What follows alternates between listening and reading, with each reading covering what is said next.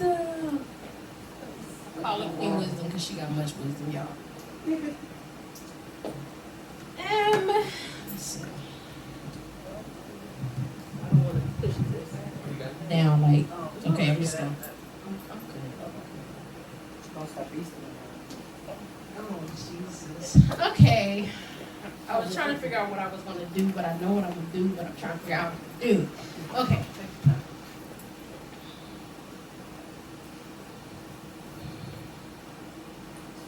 You see, I have a shepherd that walks with me day and night, that is always present with me in my life.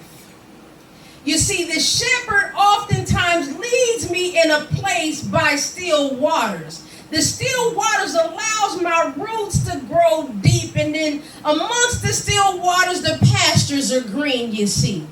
Oftentimes we live in a life having to deal with all types of pain and strife, and even through the process in my life, he allows me to be in green pastures. You see, he takes care of every situation that I have and everything that I go through. And although I may find myself walking through the valley of the shadow of death, you know that valley of the shadow of death, when things are coming after you and you feel like death is ever present for you.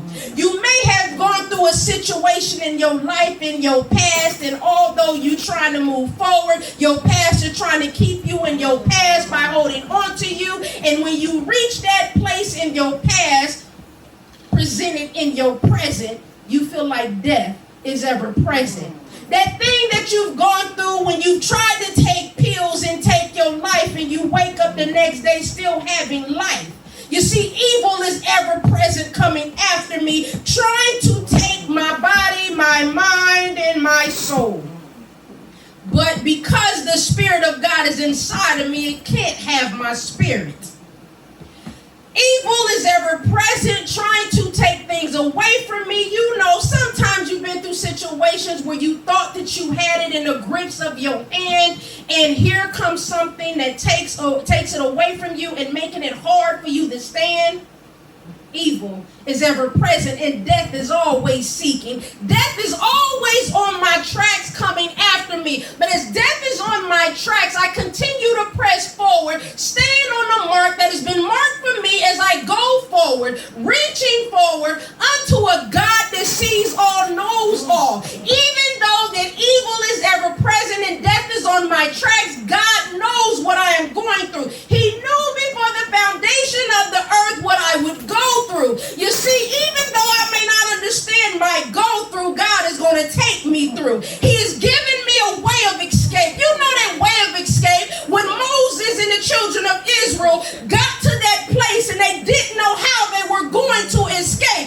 And God came and parted the Red Sea. He parted the Red Sea, made the ground dry, allowed them to go through because, you see, he took them through.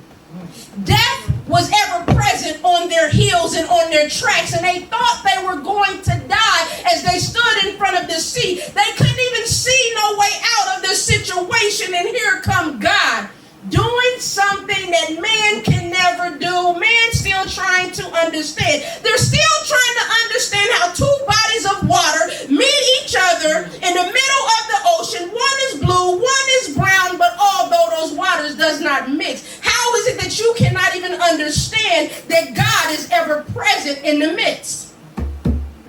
You see, the enemy is going to always be on your track, always chasing you, always behind you, always presenting death to you.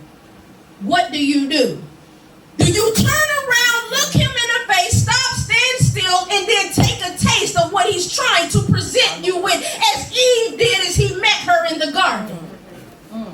Do you allow yourself to accept what he is giving, taste what he is giving to you, that your body receives it, your mind receives it, begins to conceive it, and then it becomes a manifestation and you become walking death? Do you allow death to encamp you and surround you?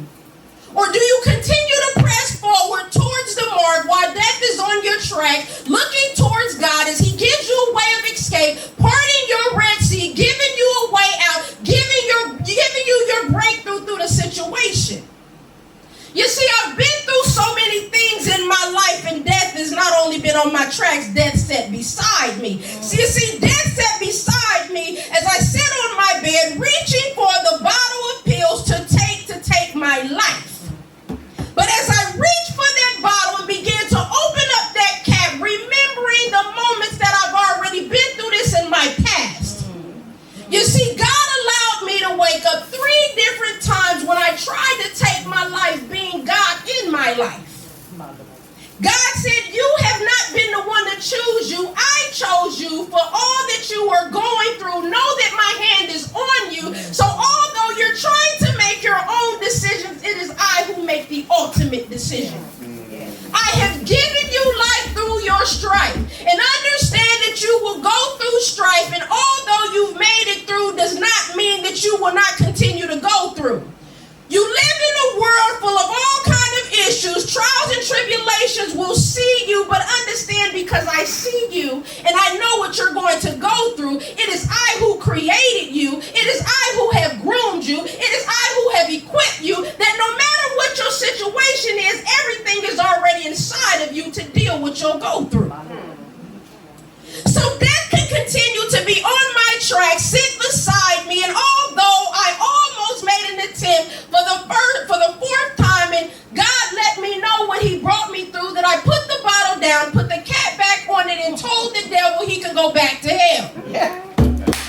You may be trying to take me to hell, but I dare not go with you. I already got to fight every day dealing with these issues. I don't have to take the time to take my life because life being present is always trying to take my life. But because my eyes is focused on a God that sees all, knows all, takes care of all, that keeps me, guides me, reminds me who I am in him and who I am supposed to be, I stay focused on him as death can continue to stay on my tracks. I continue to press forward, stay on the mark. Although I have not been perfected, it is my goal to reach perfection.